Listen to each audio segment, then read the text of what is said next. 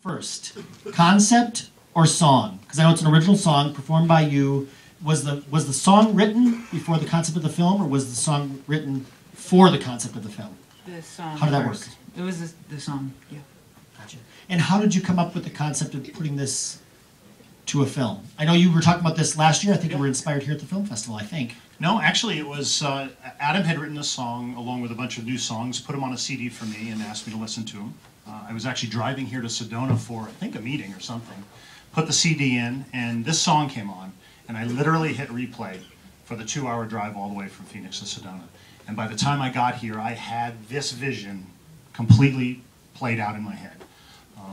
Jumped out of the car, found Adam, and said, "This is what I want to do. Can I make a film?" And he said, "Of course, yes." And that's how it came about. So, we called on Ben. Ben is a resident here in Sedona and has been a student. You're on your second time around, right, at Sedona Film School. Ben is the director of Adam's music videos. So we called on Ben as a documentary filmmaker and said, "Hey, is this something you'd be interested in?" And he kind of saw the same vision we did. So that's how it came about. Nice, nicely done.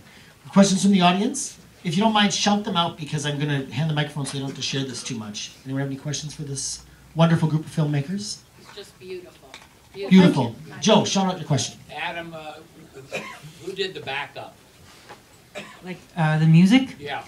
It was all done on my silver Yamaha keyboard, just like that, you know. The volume was perfect. It was really wonderful.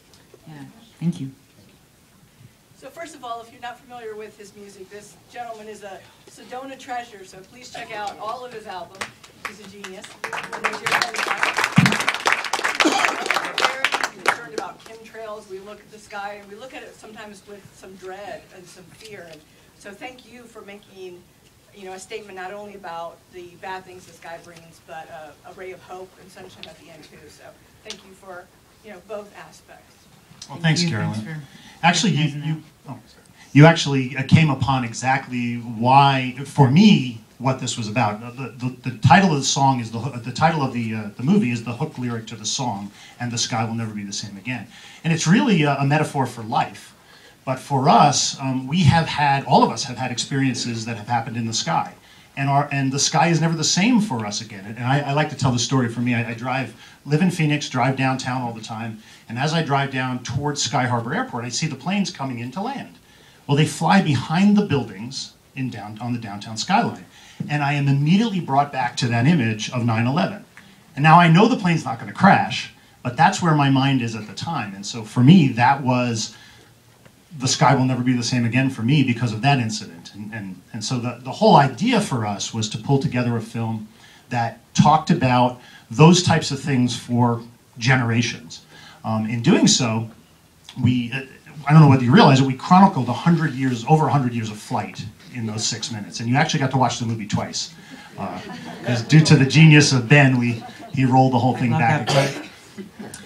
And it's really, for all of you, and I hope many of you got to see things in there that reminded you of those experiences that you've had, but also there were probably thousands of others that you may have encountered that we couldn't even capture in the film.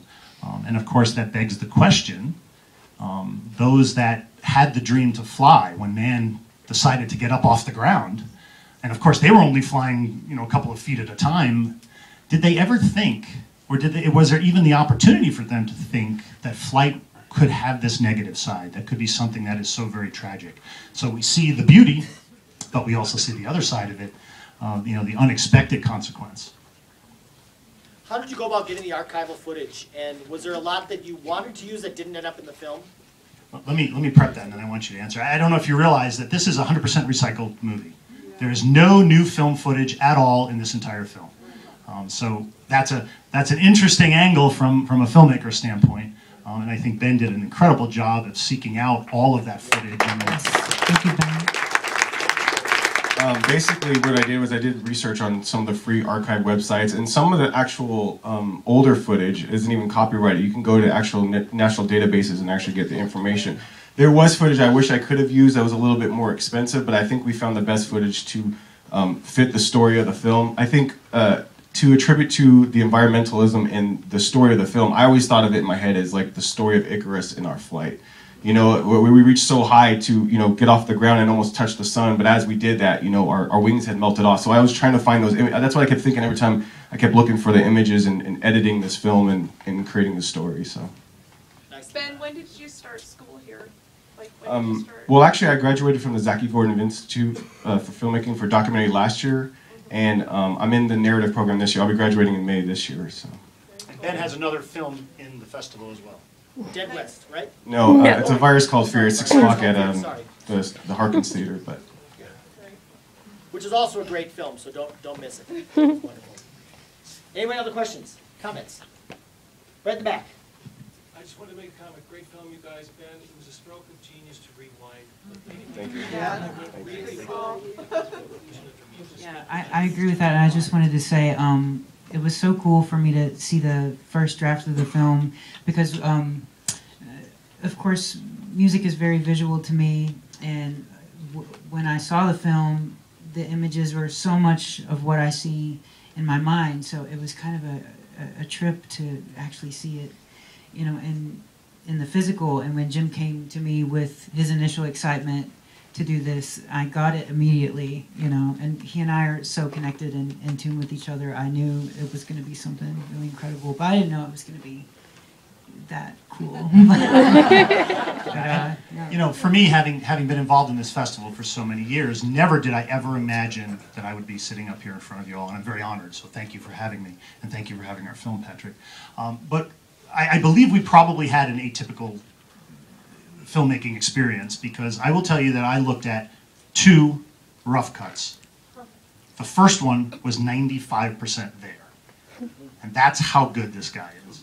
To take a vision, take a simple discussion of here's what we think we want to do, a couple of quick notes we took, and then we've got the final product. And I know that that's not usual, Right.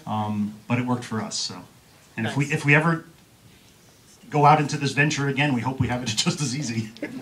But and I want to say it was equally as bizarre for us because Jim's been part of our team for so many years and has been taking care of filmmakers in the VIP lounge and all this kind of stuff. I had to call him and say, "Congratulations, you're in as a filmmaker." And now we had to be really, really nice to him. So, was that ever different, wasn't it? I have to say, it's a great experience. I'm telling you. There it comes. Don't expect it again. I highly recommend it. Everyone should try it. So we're very, very grateful. Adam, you're also performing this week. So if you liked his music, which we know you do, you're performing in front of a few of the films. Yes. What ones? When can they find you? And at a couple of the parties, I think. Yeah, we're playing, me and my band are going to be playing at the 2 big parties, and I'm playing here tonight at 8:30 before a film I can't pronounce the name of, and then I'm drawing a blank right now. I think you're at the Enchantment Party or Hilton or something like that, or both. Yeah, yeah. But if anyone's interested, actually, Adam decided to release Lightspeed, the song that we used here, on his newest album, Around the Bend, as a bonus track. So if anybody's interested in that, we have copies with us, and feel free to look for us, and we'll be happy to sell one to you. Nice, nice. Thank you so much. Check out Ben's other film, A Virus Called Fear. Check out Adam where he's performing. Tell all your friends about the movie. Thank you, guys. Congratulations, Ben, Jim, and Adam. Thank you.